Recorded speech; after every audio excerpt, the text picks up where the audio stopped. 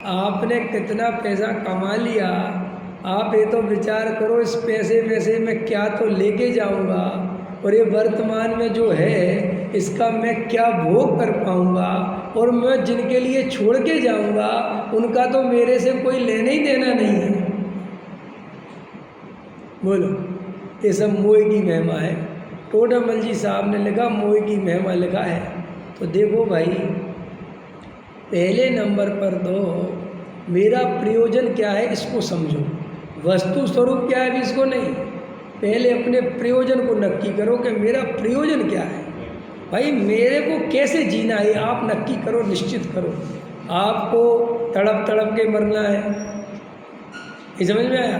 आपको इन संयोगों में रुलना है, आपको चार गति परिभ्रमण करना है, आपको त्रियंच गति में जाना है, आपको नरक गति में जाना है, मनुष्य गति में कहाँ जाना है, आप नक्की करो आपकी क्या स्थिति है। फिर आचार्य कहते हैं कि तुम जिन पर पदार्थों को अपना मानते हो, अभी उनको मानना छोड़ो कि नहीं छोड़ो प्रश्न ही नहीं है। तुम उनमें जैसा एकत्व ममत्व कर्तृत्व करके बैठे हो, गहराई से विचार करो, क्या ये पर पदार्थ वास्तव में मेरे हैं? क्या ये सदा काल मेरे रह पाएंगे? क्या ये एकत्व करने लायक हैं?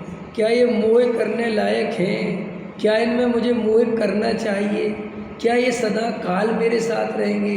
ये शरीर दिन पे दिन मेरे सामने बूढ़ा होता जा रहा है, ये शरीर हाथ पैर शिथिल होते जा रहे हैं, ये पर्याय छूटने का काल आ रहा है। तो वो जो पर्याय छूटेगी और वो जो अंदर ये महसूस करने वाला है, जो अंदर जान देख रहा है कि पर्याय छूटेगी, वो कौन है?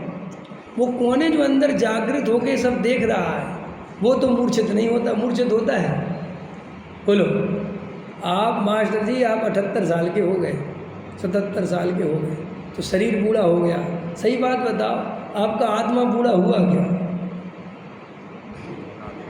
भाई साहब, वो आत्मा तो उन सारी अवस्थाओं को ज्यों का त्यों अभी भी जान रहा है कि मैं कैलाश नगर में जाता था, मैं वहाँ नौकरी करता था, वहाँ से रिक्शा पकड़ता था, फिर मैं इधर जाता था, फिर मैं इतने समय रिटायर हो गया, मेरा बच्चा इतना छोटा सा हुआ था, फिर वो ऐसा बड़ा हो गया, फिर वो ऐसा पढ़ के विदेश चला गया।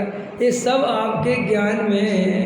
अभी चाहो तो अभी देख सकते हो कि नहीं? देख क्या सकते हो? इतने में देख लिया।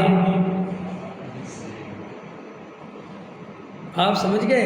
तो इसका मतलब अंदर कोई ऐसा तत्व है जो इन सब परिस्थितियों से प्रभावित नहीं हो रहा है, जो बिल्कुल एट अ टाइम, अगर सुनो सुनो सुनो और गहरी बात बताता हूँ, अगर वो भूतकाल की पर्यायों वाला ज्ञायक अभी नहीं होता तो वो भूतकाल की पर्यायों को जानता कैसे?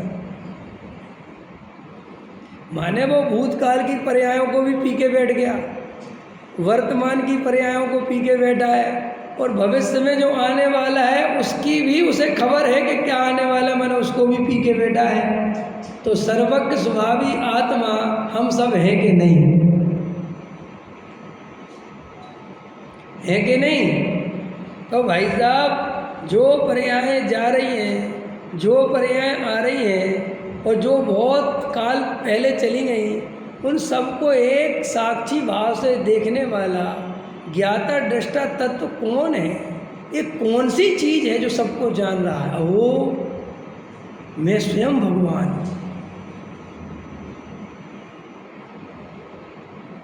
मैं स्वयं भगवान हूँ, क्योंकि मैंने शास्त्रों में भगवान का ऐसा ही स्वरूप पढ़ा है जो सब कुछ जानता है। तो मैं भगवान हुआ कि नहीं? बोलो सुभाष जी, भूतकाल की पर्याय जानते हो कि नहीं? पर्याय शब्द समझते हो?